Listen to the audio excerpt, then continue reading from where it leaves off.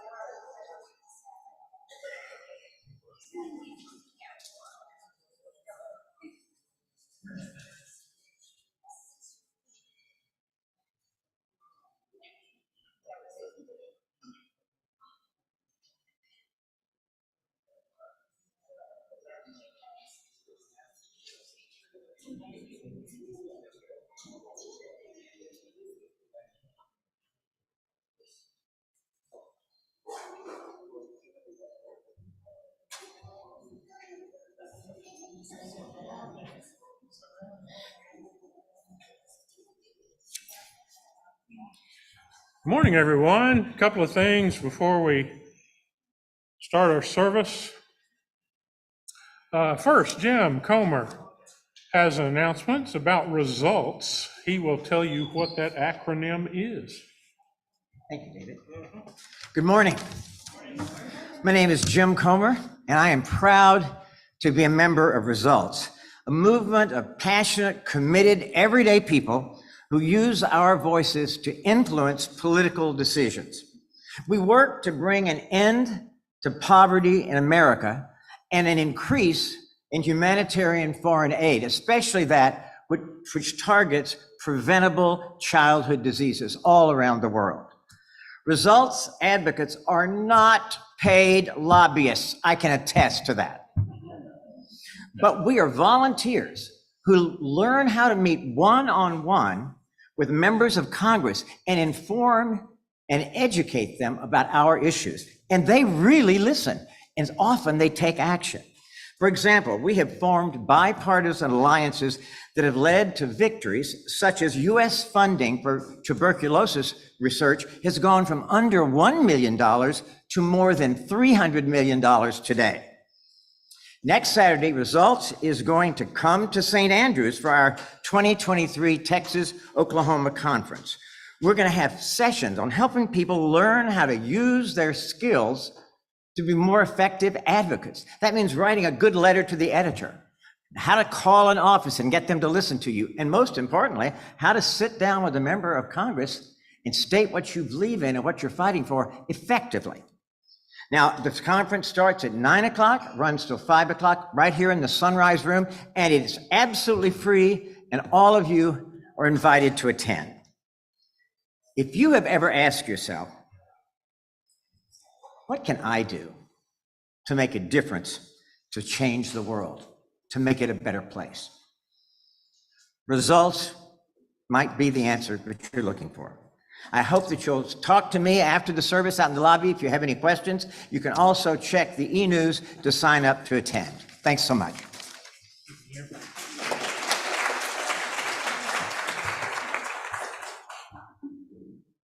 I hate following you, Jim. And that's a compliment. I always feel like the rest of my announcements are, and now we're having this.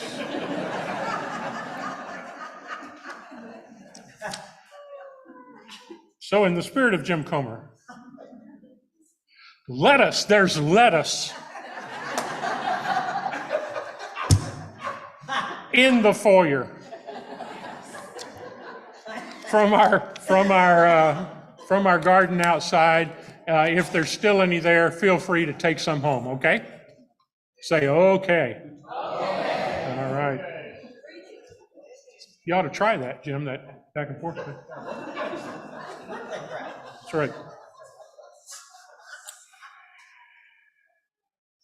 I think that's all. You're taking care of everything else, right? Okay. The announcement sheet is what color today? Purple. It's likely that you were given an announcement sheet coming in that's purple, tells you what's going on, what's coming up. If you were not given one, There'll be some on the welcome table to take on your way out, and that way you can keep up with things. Let's begin our worship service.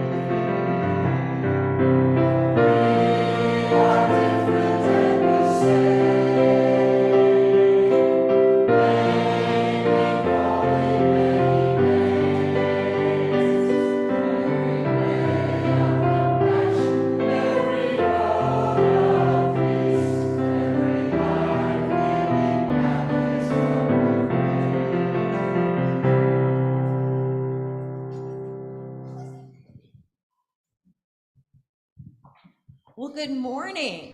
On this Pride weekend, we want everybody to know that however you identify, whoever you love, you are welcome here. And we have a celebrity. Miss Babs was on the Pride Legends Parade or float last night doing her royal way.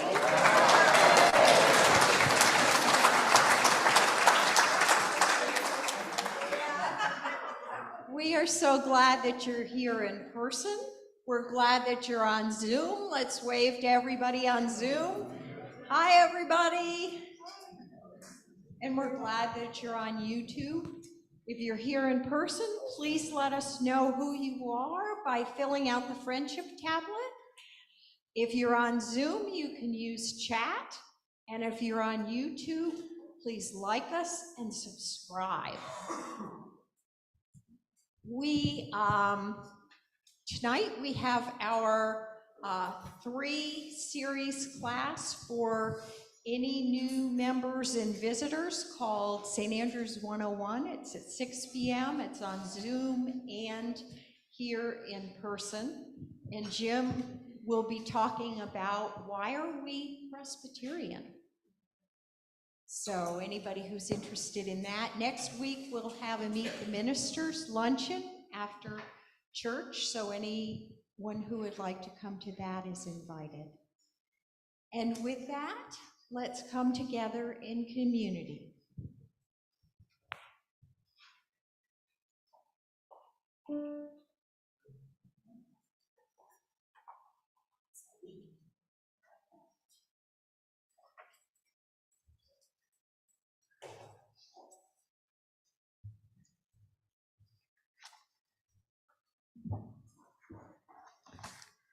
Sorry about that, I'm just barely awake today. Join me in the covenant of community, please. We pledge in the name of all that is sacred to be a sanctuary for those gathered here. May this be a safe space for every age, gender, class, ability, sexual orientation, race, and belief. May we affirm what we have in common and celebrate our differences. May we speak our truth in love and also listen with respect. May this gathering be an oasis from the storm of for all gathered here. May this be a time of healing and joy. Let us gather as a reverent, grateful community. Please rise as you're able.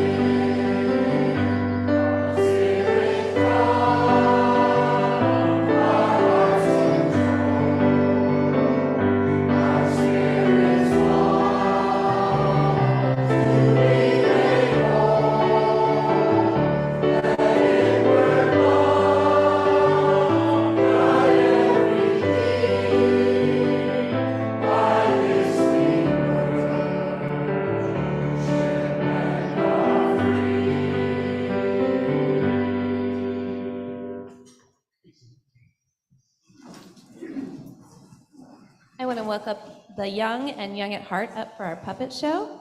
There are bags of food in the aisles. If you could help bring that up for our food pantry, that would be great.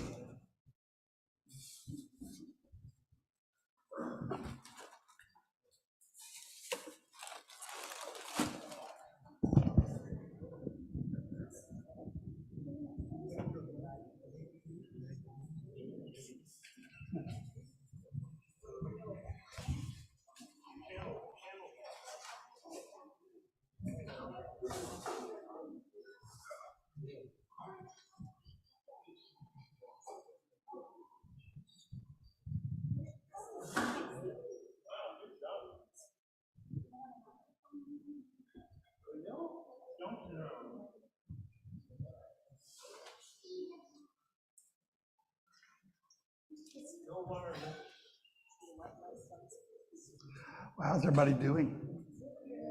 Everybody okay? Thank you for being here.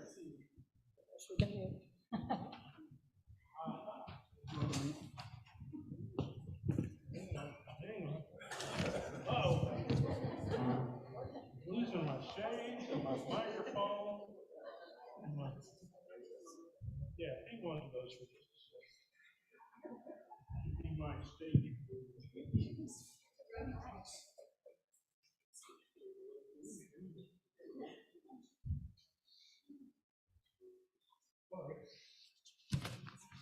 You ready? Okay. Well, the sunglasses weren't for Biff anyway. So. No, they weren't for Biff. They were for Ms. Monkey. But that's okay. That's okay.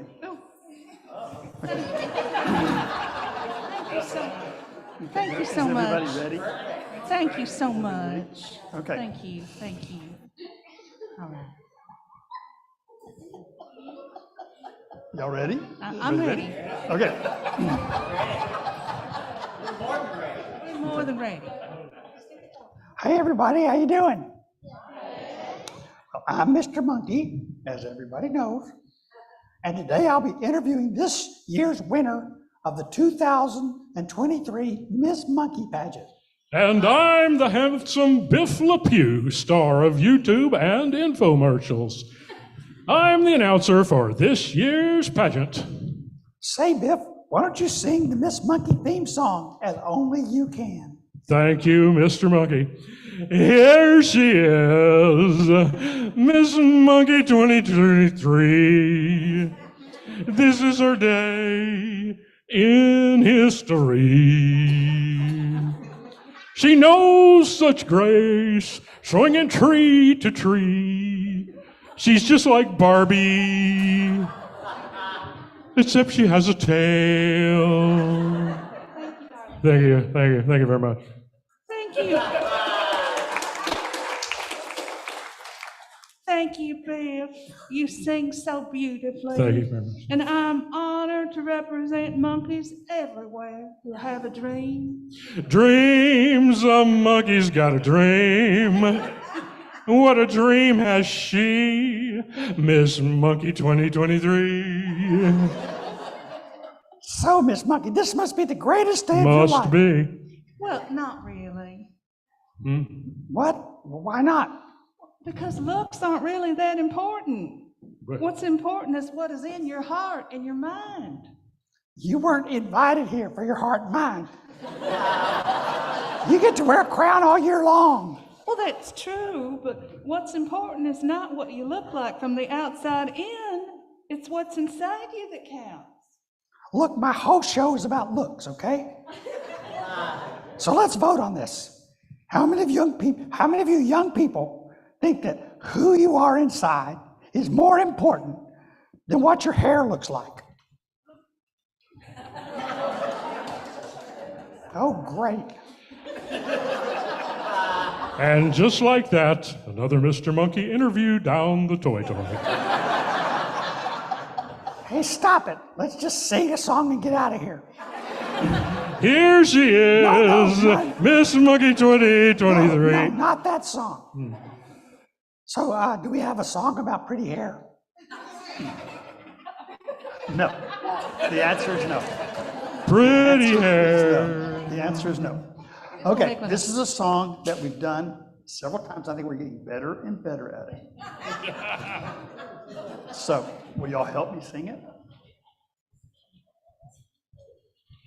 Okay.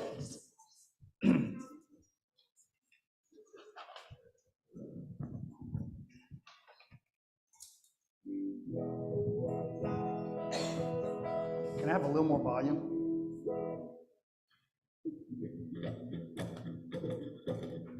Can y'all hear that?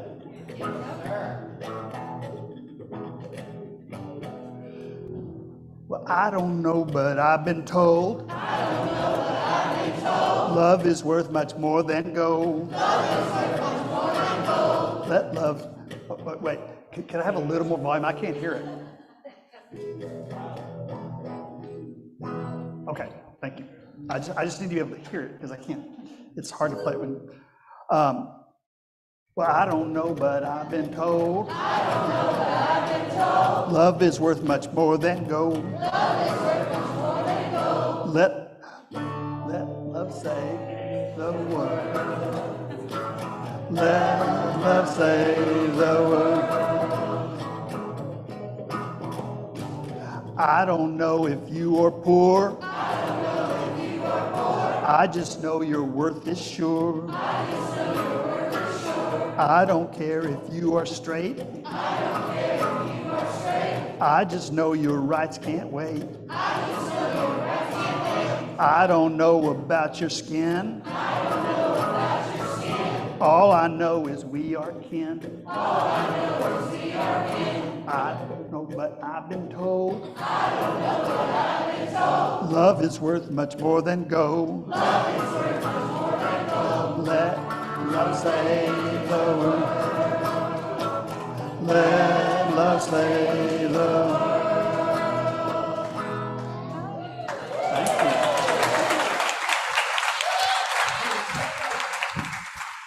All right, my young friends, if you are up to 4 years old, you are invited to the nursery, and if you are in elementary school, you're invited with me and Miss Carrie to chapel.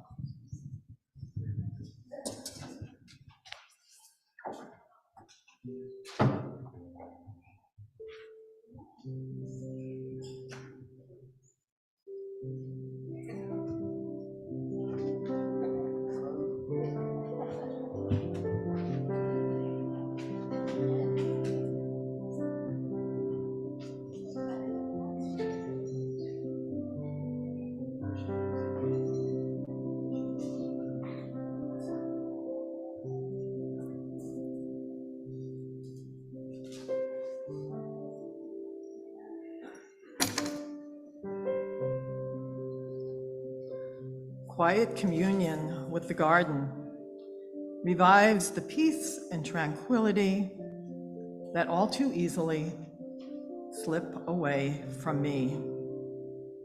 The garden's fragrances, colors, and shapes comfort my inner weariness.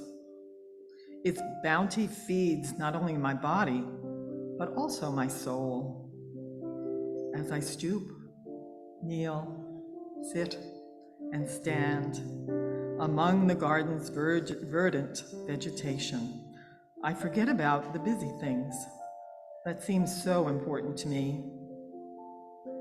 The garden becomes a sanctuary of repose and promised, a graced place that allows my body and spirit room to breathe freshness. Here in the garden, I am reminded of my communion with all that lives.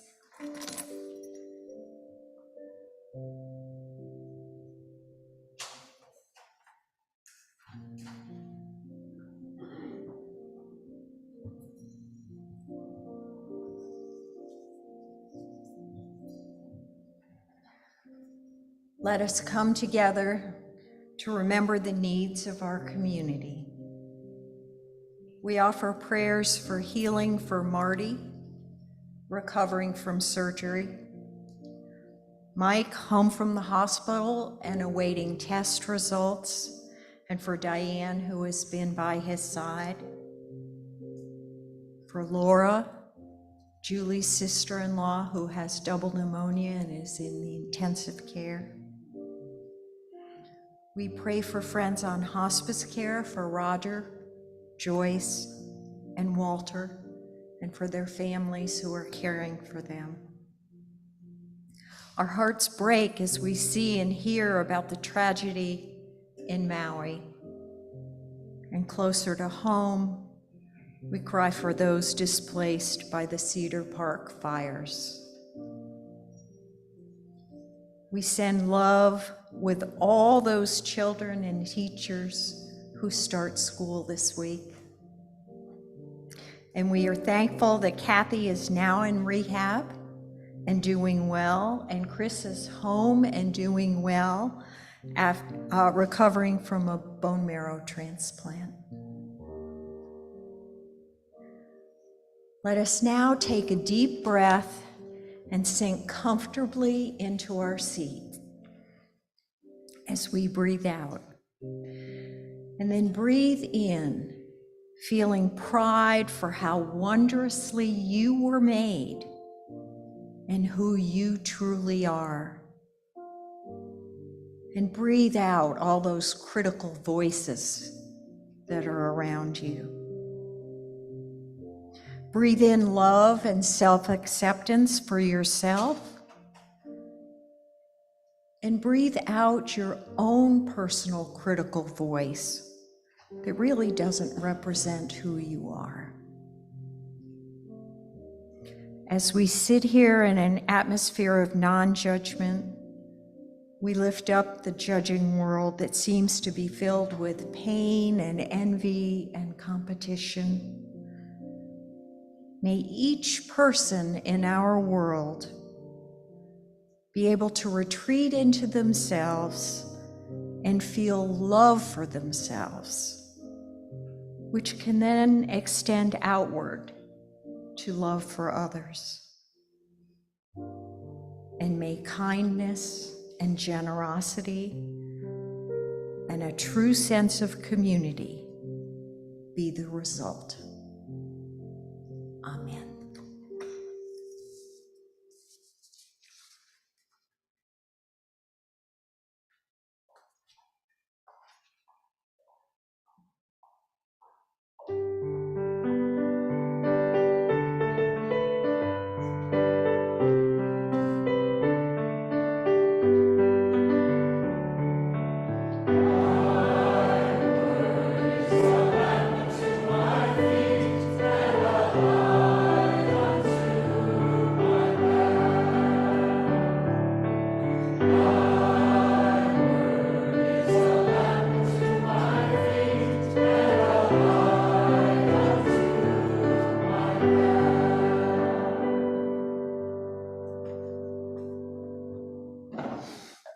Our scripture this morning is from the book of Matthew, chapter 5.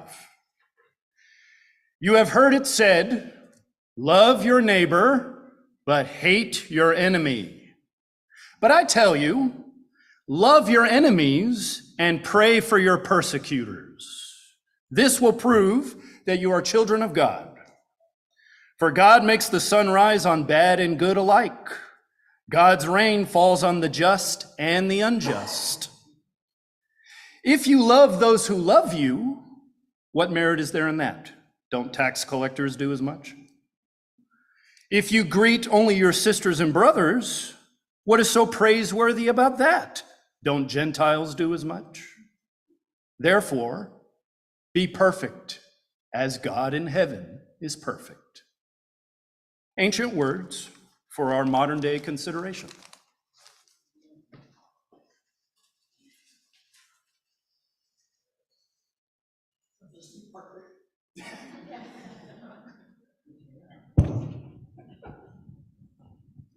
I modeled imperfection there to get started.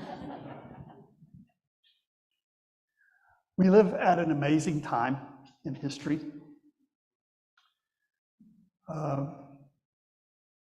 Christian nationalism has one of the most cancerous forces in our nation, one of the most unloving, most uncharitable.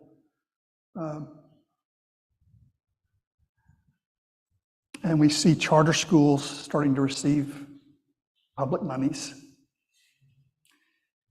We see libraries being shut down. We see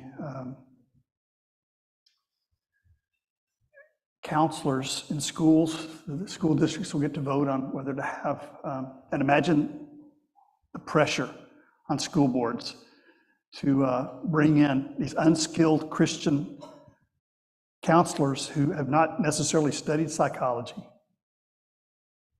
who may believe that all difficulties come from demons. And yet that's what public funding will do. Now, I believe that's not the best we can do.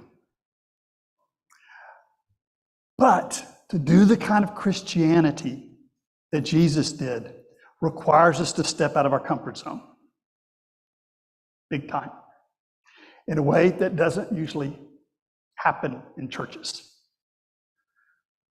We're looking at a saying of Jesus. You've heard it said through our tradition, but I'm saying something different. The question I'd like you to think about throughout this sermon, and hopefully even after the sermon, is how do you know that your religion is not just made up? Because if we're going to have a faith strong enough to change the world, it's got to be stronger than the world. We can't treat ourselves like invalids. We can't close our ears to unpleasant truths. We can't keep our religion immune from critical thought and help save the world. But that's going to require a different kind of faith than I was taught. What I was taught is faith is believing the things that the preacher said. And they're true because they had been said so many times. It's like, if it's false, why would we all get together and say it every week? I suggest that's not going to be helpful for your life, but I guarantee it's not going to help save the world.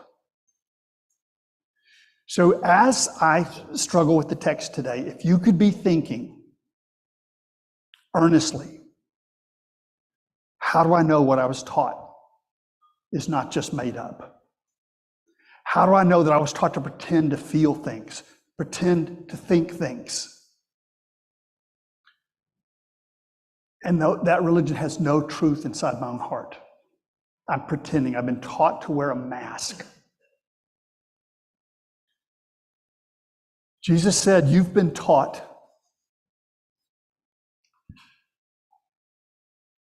not to kill, not to murder. But I say to you, what happens in your heart when you hate another person, when you're angry, when you dehumanize another person, that murder has taken place internally. You've heard it said, don't commit adultery. I say that when you treat another person like an object of your lust, there's a sense in which you've already violated that person. You've been taught to love your friends and hate your enemies. When Christianity teaches family values, that's precisely what they're doing. Love your friends, hate your enemies. When clergy bash people because they're different, not because they're hurting somebody. That's very important to stand up for people that are being hurt. But when you can only find compassion and understanding for people like you, that's not doing what Jesus is talking about in our passage today. Now, one of the things that I'm hoping will make this more credible to you is looking at the mystical tradition right before Jesus came. We're looking in this series at the Sophia passages. Sophia is the Greek word for wisdom. It's sort of the pattern that holds the universe together. And there are these, it's a cosmic hymn. It's not to be taken literally. So let's look at the Sophia passage that we'll be looking at today.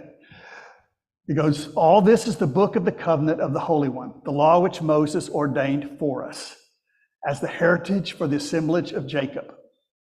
Now look at this next line. Our ancestors never fully understood its message. Our contemporaries still lack a full grasp. Now, these are not Christians bashing Jewish people. These are Jewish people. Right? This is not a criticism of Judaism. It's a criticism of sectarian religion that's fallen asleep in its tradition. And people are doing things, no kind of sense of why. They're doing it because somebody else told them to do it. Our ancestors never fully understood its message. Our contemporaries still lack a full grasp. Its thoughts are wider than the oceans. Its ambitions deeper than the abyss. And I, that's Sophia, this kind of feminine image of cosmic wisdom. And I was like a stream branching off a river. Like a waterway running through a field, I said, I will water my garden, soak my flower beds. And behold, my waterway became a stream, and my stream became a river. Once again, I will send forth my teachings, shining like the dawn, that its light may be viewed far and wide. I will send forth my teaching like prophecy, and it will be to future generations. Let it be known that I have not toiled just for myself, but for all who thirst for wisdom. Sophia, like Jesus, keeps reminding us, I'm not talking about myself. So when the church makes it all about Jesus, when you're supposed to believe things and not understand why, you're not getting to the cosmic patterns of things.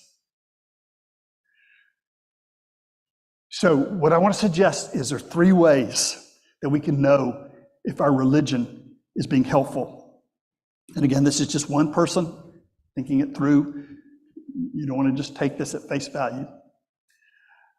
But I would suggest that your religion is helpful if it's calling out your authentic self. That'll be number 1. Then number 2 is it illuminating your world. Is it just facts that you're supposed to believe, or is your life becoming clearer? Are you able to understand other people better? And then finally, does it overflow the vessel that it was given to you in and unite the whole world? So we'll take each one of those at a time. The first is that a healthy religion calls out your authentic self. That's not what I was taught. I was taught to pretend, to be really good at pretending, to say the right words, to pretend I had the right feelings, to pretend I didn't have questions about what I was being taught. That is a very destructive, and I would say deadly religion. Jesus said his teachings are like a seed. Now think about a seed. You put it in the soil, it kind of dies in the soil and then grows out into something that you can eat. I was taught to eat the seeds. That's what literalism is. It's saying you take the teaching at face value. You don't have to think about it. You don't have to meditate about it. It doesn't have to transform into something that makes any sense, which is kind of important for it to make sense. So I think the 2 alternatives are the nightmare that we see of Christian nationalism, where people think they're taking biblical language literally and just being more and more destructive, or a kind of cosmic poetry, where what we're seeing is the poem of the universe, the poem of our own hearts. I'll be quoting a couple of times from Jefferson. A lot of these people that are doing this damage call themselves originalists. They just want to get back to the wonderful days where guys in white wigs treated women as property and treated people of color literally as property. Now, Jefferson did some of that too. But listen to this saying. I just don't think that most originalists have ever read Jefferson. I don't think they've ever read Thomas Paine, because there's a fire there and a kind of fury against the kind of religion that's being imposed on people. This is, again, this is a passage you probably won't hear a lot in the Presbyterian churches today. The day will come, and this is Thomas Jefferson, this is not me. If you brought any rocks, put them on the ground right now. The day will come when the mystical generation of Jesus, by the Supreme Being as his Father in the womb of a virgin, will be classed with the fable of the generation of Minerva in the brain of Jupiter. Let me read that again. So when this comes to trial, they'll have two. The day will come when the mystical generation of Jesus, by the Supreme Being as his Father in the womb of a virgin, will be classed with the fable of the generation of Minerva in the brain of Jupiter. How many of you were told that it doesn't make sense, but if it did make sense, it wouldn't be faith? Now, let's think about that for just a second. Isn't it true that you could prove any religion using that as your standard? Right? If the proof is faith and it doesn't have to make sense, then all of that stuff works just fine. But we need to do better than that. We need to align our heart with the creative principle of the universe. That's a lot of the missing piece right now. We need to recognize that every person we meet is a part of our human family. And that's only found by going deeper in our human heart. You can't fake it, you can't pretend it, you have to be transformed radically from the roots. So the Sophia passage says the ancestors didn't understand this stuff. Now that's not always true. The ancients, if you read them, realize it's poetry. Right? They were singing the poetry of the universe very often. But the tradition falls asleep in that. It passes it along. So Jesus said, you've heard it said X, but I say Y. Now, how do you take the Bible literally if you do that? Right? The tradition says this, but I need you to go deeper than that. I need you to not just be obedient, I need you to be responsible. I need you to feel what your hatred towards another person does to the whole world. You feel it in your heart. And I need you to realize what your objectifying lust of another person does in your own heart and the damage that you're doing to that person.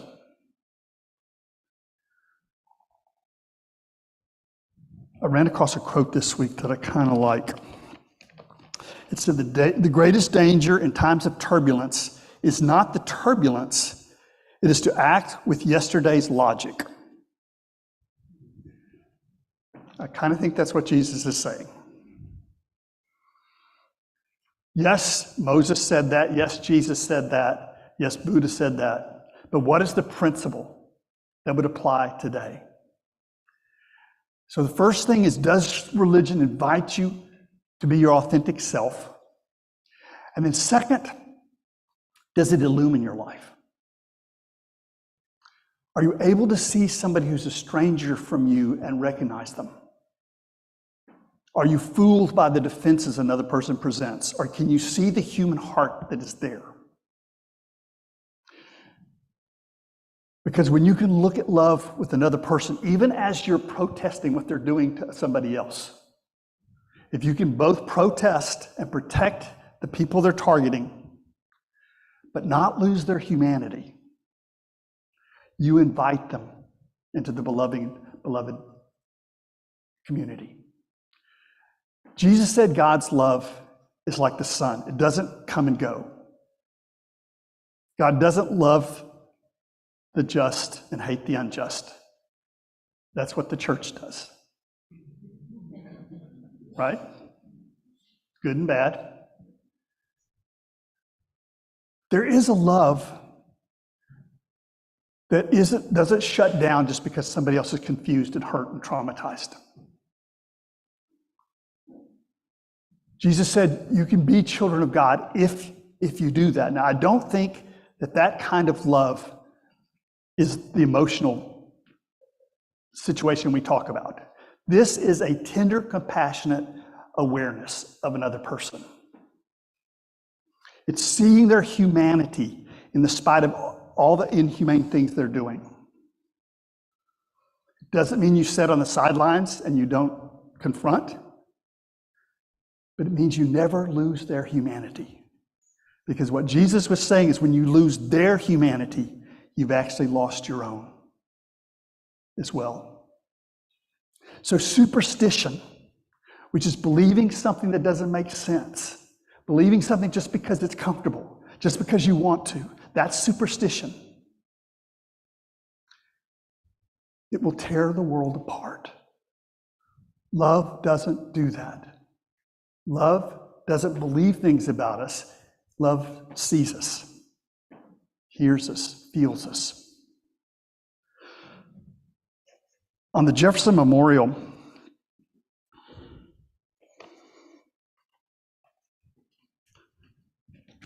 Jefferson has there was a diatribe against clergy.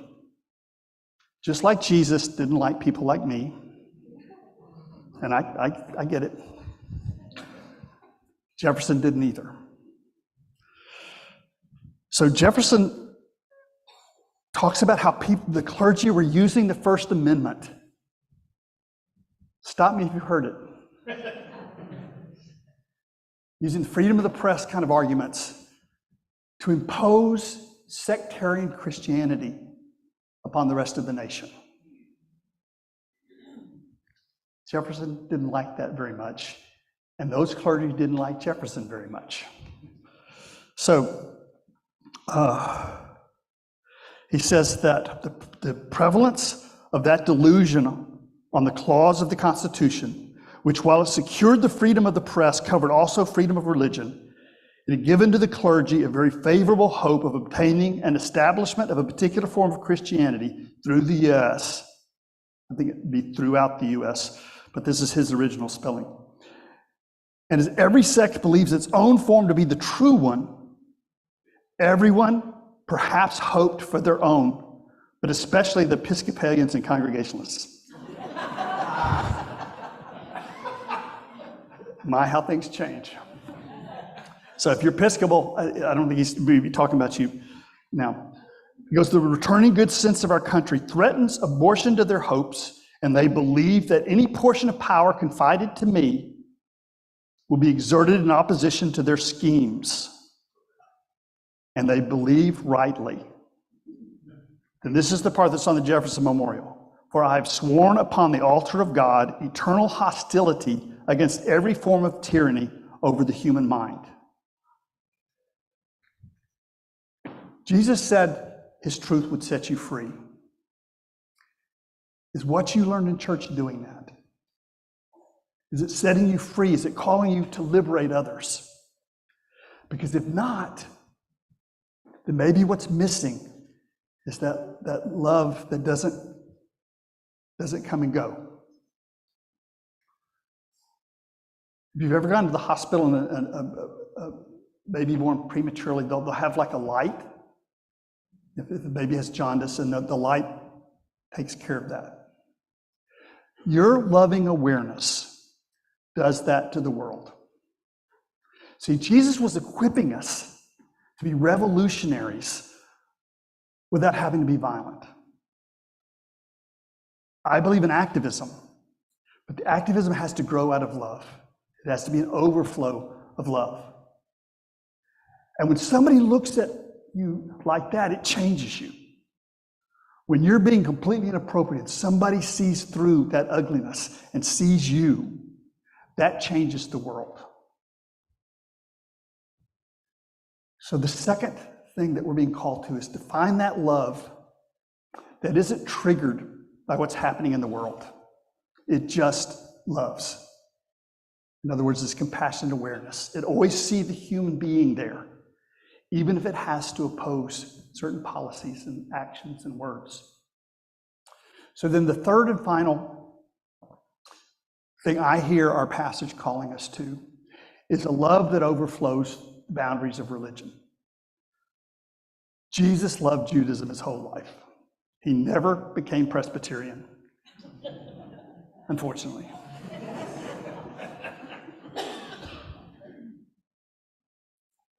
It doesn't matter which religion, if it's working for you, if it's doing these three things. But all of them have to overflow their sectarian natures and call us into the common life. Are you willing to have a religion that's bigger than your business interests? Are you willing to have a religion that's bigger than your country, bigger than your patriotism, bigger than your family?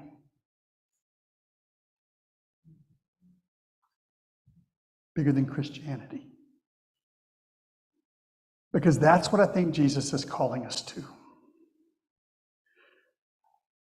This is going to seem like a non sequitur, but you probably already experienced several of those in this sermon already. I got sea monkeys one time.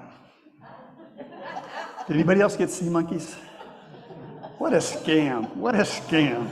In the back of comic books and magazines and stuff, have these little pictures. They look like little mermaids and mermen or whatever the gender pronouns sea monkeys want to have. And they just kind of wave at you. They said they could learn tricks. They turned out to be a kind of brine shrimp that dries up. And so it's in a crystal form, but then when you add the water and the minerals, the shrimp come back to life. The trick is that if you put them in the shadow and then put them in the light, they swim a little faster. That's kind of the whole panoply of their circus act. I would suggest to you that a lot of what we're seeing are people who've dried up. It's not that they're evil, but they've had to live without hope. They've had to live without anybody seeing who they really are, because in their church it's too dangerous to do that.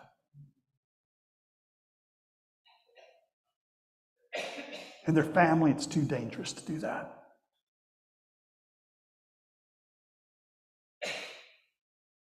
Simply having a love that's growing, that's overflowing, that remembers that we're one human family. And when all is said and done, we're part of one web of life. And that's it, just remembering that, just letting that change us and deepen us and broaden us, is giving an incredible gift to the world.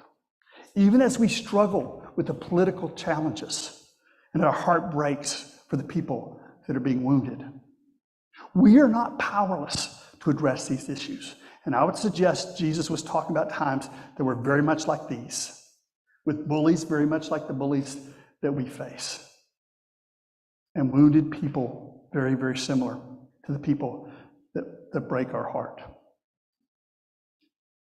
There is a love that outgrows religion.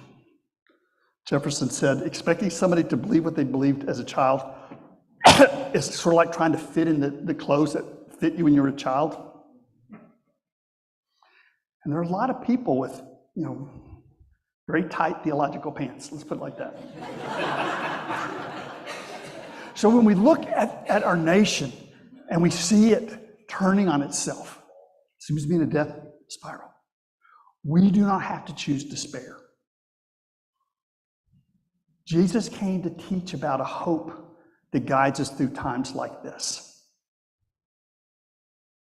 But you have to ask the question, is what I have been taught really true? Is it even kind? Is it what the world needs? If not, do I have the faith to let that religion die so that something new might be born? That's not going to happen if you're giving CPR to your dead religion all the time. It's not going to happen if you're carrying the dead religion piggyback. Faith should lift you up. It shouldn't be something you have to carry around. Trust in truth, trust in kindness, and know that when the dead dreams of the past are gone, when you've let go of them, something new is always being born. Choose a religion that invites you to be your authentic self. That song of your heart, is a missing element in our world today, where people have just dissolved into a machinery and they've forgotten what it is to be human. Just being human is a tremendous gift to the world. And then just having the eyes of compassion for everybody. It doesn't matter if they're good or bad, because we take turns, don't we? We all go insane from time to time. Your love doesn't have to turn on and off. It can be like the sun's light that simply sees the human being before us. In Buddhism, they talk about everybody has Buddha mind, but there's sometimes grumpy Buddha, sometimes rude Buddha, sometimes. And then finally realize that when you take Christianity out of the cradle and let it grow, it will flow into every other path, every other way, and call us to a common life.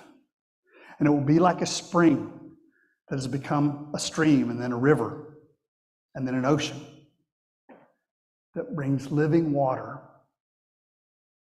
to a very parched humankind. I invite you now to your own reflection on these words.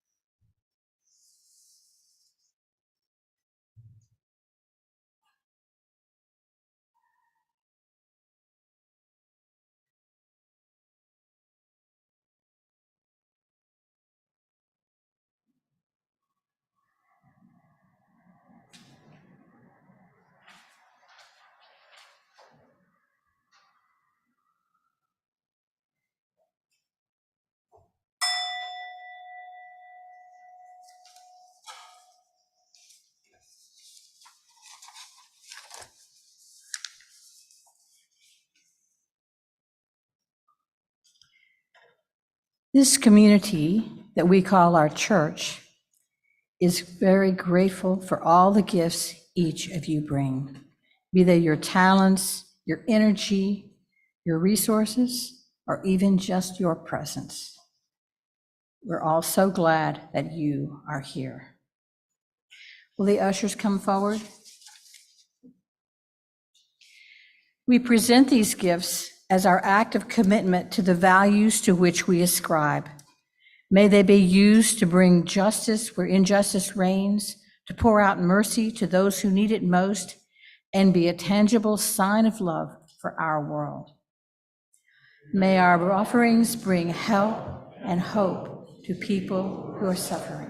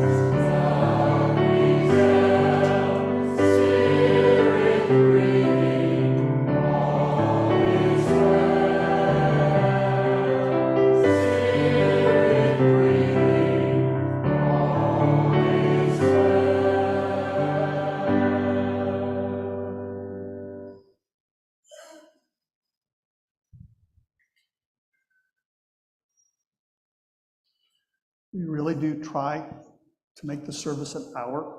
We're going to be going a little bit longer today, so if you need to leave, nobody's going to judge you. Most people won't see it, I'll see it.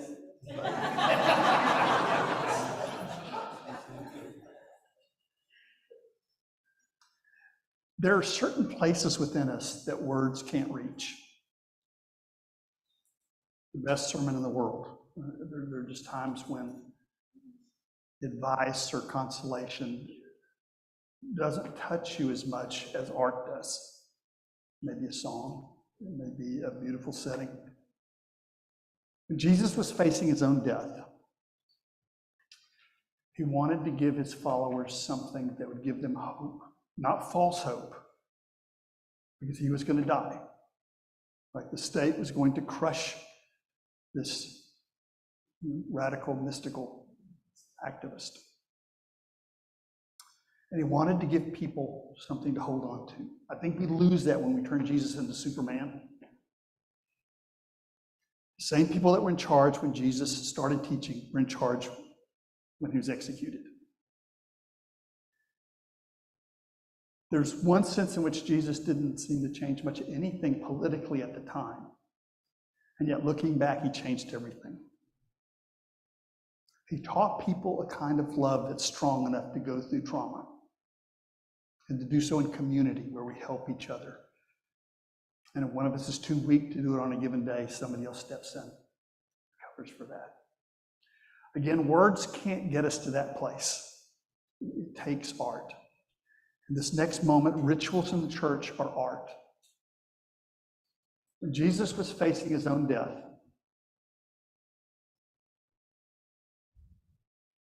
he was trying to communicate a place in his followers' hearts where they could refer to, even if mentally they had lost hope when he died.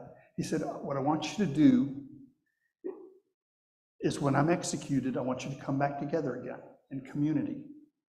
I want you to take a loaf of bread, and I want you to pretend like it's my body. I want you to go through a ritual where you reenact my death. I want you to take the bread and say, this is my body that's broken for you. But then I want each one of you to take a piece of the bread. Because like the poem said, Jesus never really came to speak about himself. He came to help us to find our own hearts. So he said, take a piece of this bread because your pain matters too. There may be people with more pain, but your pain matters too. And then I want you in community to share the broken loaf. Because when you do that in community, when you do that in love, all of the pieces come back together again.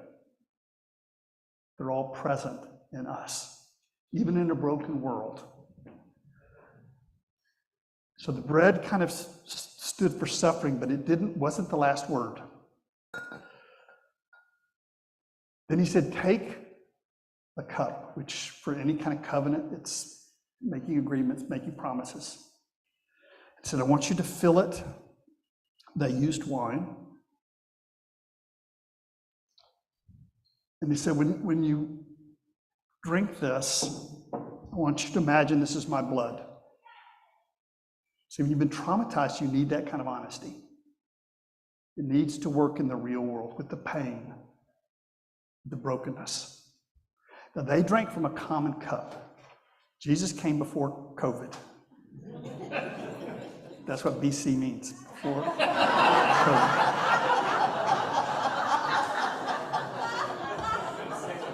Yeah.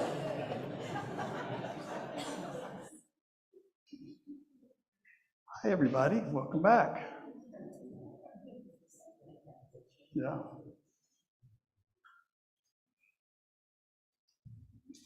Welcome back, everybody. Because the truth is, we never get to happy ever after. Even if you attain one goal, life marches on. So it's never finished. But can we make the journey joyful? Can we find meaning in a broken, incomplete journey? He said, this cup represents every longing God has for the world, the beloved community. This table represents the table where all of humankind will come together in acceptance. The word communion means what we have in common. That when you drink this, I want you to receive it as a promise, whatever is sacred to you, that there will be healing, there will be unity, there will be the beloved community.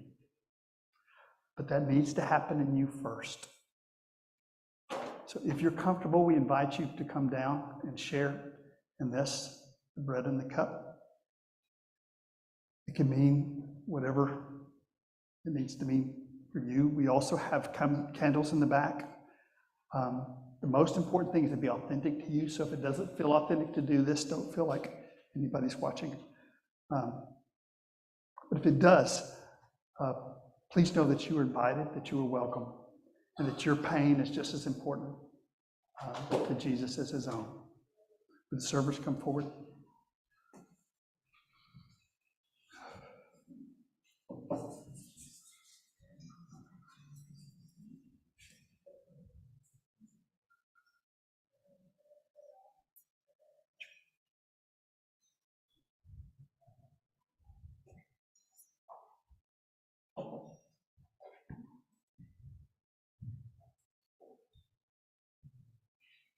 Are y'all rovers? Okay, that's not the rover one though.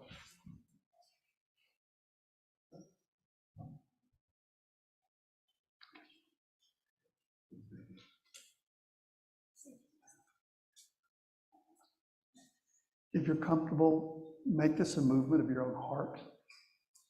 Bring your own pain. You don't have to share what that is to anybody. But to go through a work of art that symbolizes your healing and the healing of this world. All are invited.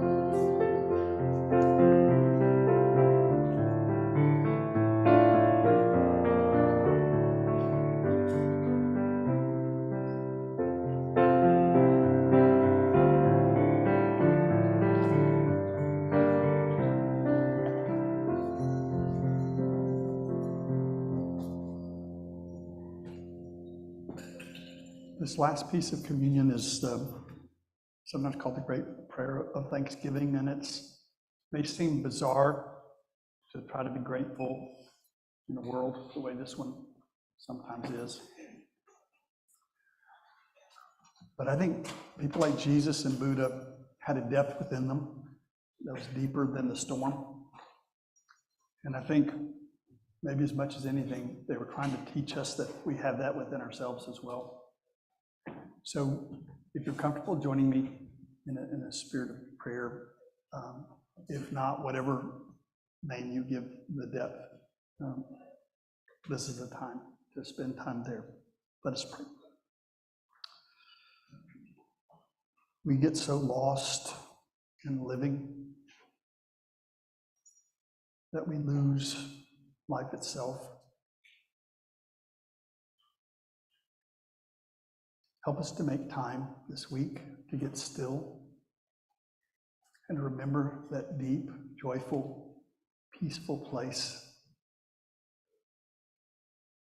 that is always there for us when we're not distracted.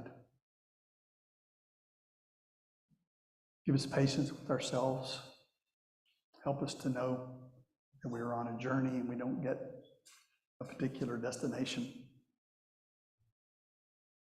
But it is possible for the journey to become our home, and for those who walk with us to be our family.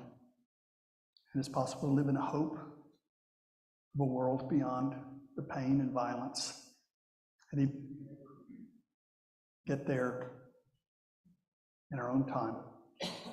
Help us to be change agents, to work for that incredible vision for all of humankind. Give us peace, give us joy. We pray in all of the sacred names of love. Amen. Please rise as you're able.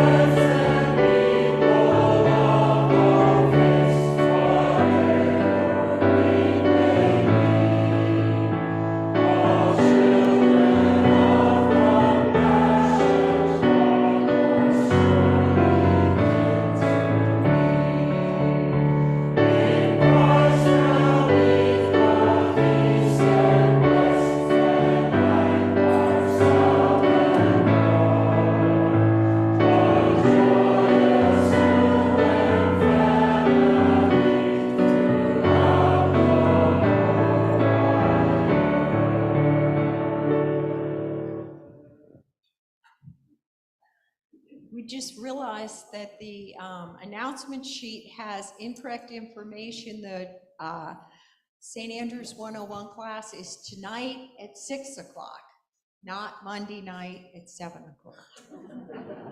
We're human. On our best days. Thank you so much for sharing this time together. I hope, beyond anything else, that there's a growing depth within you, that you realize is stronger than the storm that spins around you. I hope you feel an invitation to be your authentic self and to know that's the gift that you have to give. And it doesn't matter how many people have laughed at it, how many people have dismissed it. You are a sacred gift to this world. And I hope that you know your eyes are important too, to look with this compassionate awareness. It changes other people. whether we realize it or not. It changes the world. And finally, that you're not being asked to live the rest of your life in a cradle, that religion grows beyond its boundaries, mixes with people from all over the world, and brings a renewing refreshment to the entire human family. So whoever you are, whatever you're facing, go in peace.